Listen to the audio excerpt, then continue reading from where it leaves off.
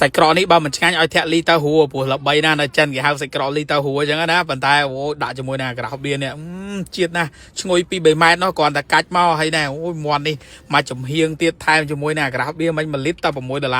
ឯង promotion របស់គេតម្លៃពេញ 9.5 promotion សមរម្យមែនតើជាមួយនឹងមាន់មកចំហៀងស្រាបៀ1លីត្រអញ្ចឹង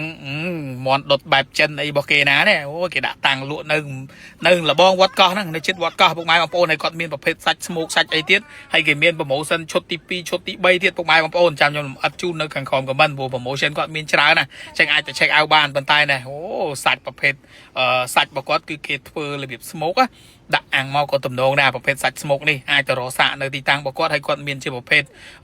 ស្រាកាឡុកប្រភេទអីអូសិតតអ្នកជំនាញធ្វើស្រាកាឡុករបស់គាត់ណាចឹងសម្រាប់ពុកម៉ែបងប្អូនអ្វីដែលខ្ញុំជាប់ចិត្តជាងគេនៅក្នុងគឺ Craft Beer ខ្ញុំមិនមែនអ្នកចូលចិត្តស្រាហើយក៏មិនចង់ប្រម៉ូទស្រាអីដែរប៉ុន្តែដោយសារតែហាងរបស់គាត់នេះគឺជាហាងដែលគេផលិត Craft Beer តែពុកម៉ែបងប្អូនអាស្រាបៀស្រស់ហ្នឹងគឺវាឈ្ងុយមែនតើឈ្ងុយក្លិនទេហើយតម្លៃអីក៏សមរម្យដែរសម្រាប់ Craft Beer របស់គាត់ហ្នឹងដែលពុកម៉ែបងប្អូនកុំភ្លេចទៅយក promotion នៅទីតាំង King City Craft Beer តែប្រភេទ Craft របស់គាត់គឺគេបិទភ្លាមស្រារបស់គាត់ហ្នឹងគឺគេធ្វើចេញមកពីស្រូវសាលីលាយជាមួយនឹងអីណាសបកក្រូចនិងទឹកឃ្មុំពុកម៉ែបងប្អូនដែលនាំមកពី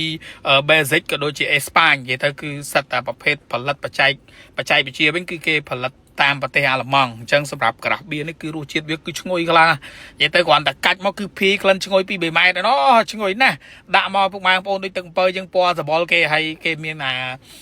ប្រភេទ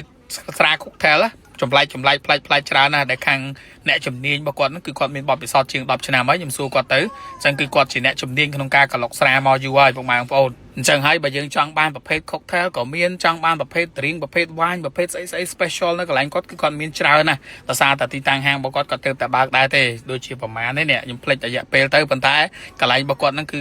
ពិតជាជំនាញមែនមើលទេពកោសល្យក្នុងការកឡុកស្រារបស់គាត់ណាអញ្ចឹងសម្រាប់ពុកម៉ែបងប្អូននេះគឺជាហាងមួយដែលអ្នកទាំងអស់គ្នាអាចទៅរកមុខម្ហូបច្រើនចម្រុះមុខនៅក្នុងហាងរបស់គាត់មានបែបចិនមានប្រភេទ smoke មានប្រភេទអីប្រភេទមាន់អីចឹងណា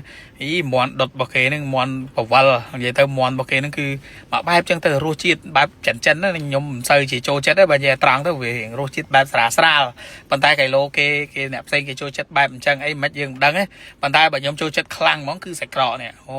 រសជាតិពិសេសខ្លាំងអាសាច់ក្រកលីតាហួរមាន brand លីតាហួរមិនមែនចេះតែនិយាយណាពុកម៉ែបងប្អូនសាច់ក្រកគាត់នេះគឺមានពីរជម្រើសមានប្រភេទសាច់សុទ្ធជាមួយនឹងសាច់តសៃរបស់គាត់នោះតែអត់មានលាយម្សៅទេសាច់សុទ្ធតែម្ដងនេះសាច់ក្រកលីតាហួរអូគេដាក់អាំងគេមានក្បួនខ្នាតរបស់គេឲ្យឈ្ងុយណាសាច់ក្រកហ្នឹងរសជាតិញ៉ាំលេងដាក់ជាមួយនឹង Craft Beer ហ្នឹងគឺត្រូវខ្លាំងតានីហ្មងបើមិនឆ្ងាញ់ឲ្យធាក់មកសាច់ក្រកនេះឆ្ងាញ់ណាពុកម៉ែបងប្អូនសាច់ក្រកហ្នឹងជាប់ចិត្តជាងគេហើយបើមាន់នេះខ្ញុំទូទៅទេប៉ុន្តែបើសាច់ក្រកប៉ុន្តែដោយសារគេមាន promotion ណាពុកម៉ែបងប្អូនឈុតទី1តម្លៃដើម$9.5ចុះនៅសល់តែ6.6ទេស្រាបៀ1លីត្រជាមួយនឹងប្រភេទមាន់មួយចំហៀងស្រា Craft Beer មិនស្រាបៀស្រា Craft Beer ហើយប្រភេទមាន់ណាអូមាន់របស់គាត់ឆ្អិនមកតំណងរបស់គាត់ណាពណ៌គេមើលមកស្រក់ទឹកមាត់អញ្ចឹងសម្រាប់ពុកម៉ែបងប្អូនដែលចូលចិត្តប្រភេទមាន់ចង់សាកមាន់រសជាតិថ្មីប្លែកមាន់ចិត្តដុតចិនដុតអីចឹងណាខ្ញុំហៅមាន់ដុតចិនណាព្រោះឃើញចុងភៅចិនហើយហៅមាន់ដុតចិនហ្មងអញ្ចឹងសម្រាប់នៅកន្លែងគាត់ក៏មានឈុត promotion ទី2តម្លៃ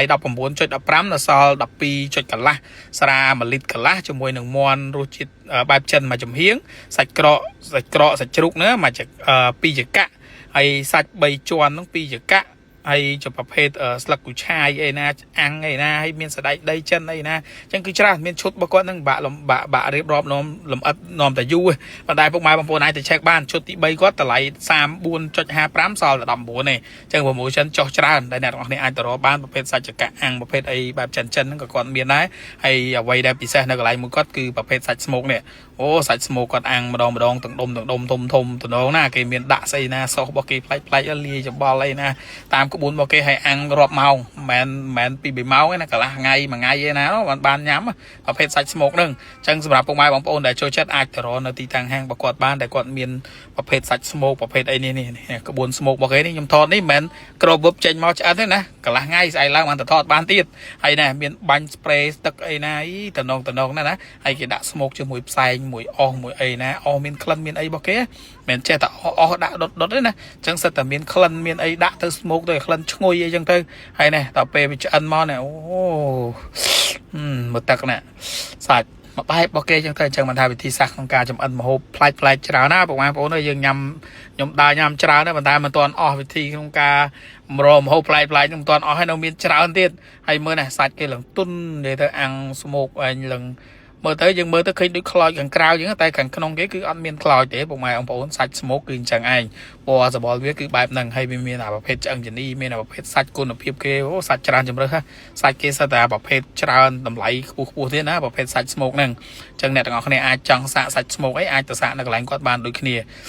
ដែលឈុតរបស់គេសិតតែមាន promotion ហើយបងប្អូនអាចទៅ check បានណាអញ្ចឹងពីខ្ញុំទៅនៅនេះគឺគាត់មានមុខម្ហូបម៉នុយប្លែកច្រើនហើយខ្ញុំទៅសាកលើកទី1ទេអញ្ចឹងនេះគ្រាន់តែជាកន្លែងមួយដែលទៅតែបើកហើយយើងជូនដំណឹងទៅពុកម៉ែបងប្អូនឲ្យបានស្គាល់បានឃើញថាតែគាត់មានមុខម្ហូបអីគេខ្លះរៀបរាប់បានដូចបានបង្ហាញឲ្យឃើញអញ្ចឹងរសជាតិត្រូវមាត់ពុកម៉ែបងប្អូនយ៉ាងណានោះអាចទៅ check បានប៉ុន្តែដូចខ្ញុំរៀបរាប់អ្វីដែលខ្ញុំត្រូវចិត្តខ្លាំងប្រភេទក្រាស់បៀនិយាយទៅទាំងក្រុមការងារខ្ញុំគឺគាត់ដាក់ទៅគេថាអូមានជាតិមែនតើហើយគាត់មានវាញមានអីប្លែកច្រើនដែលអ្នកអាចសាកភ្លក់ដូចគ្នា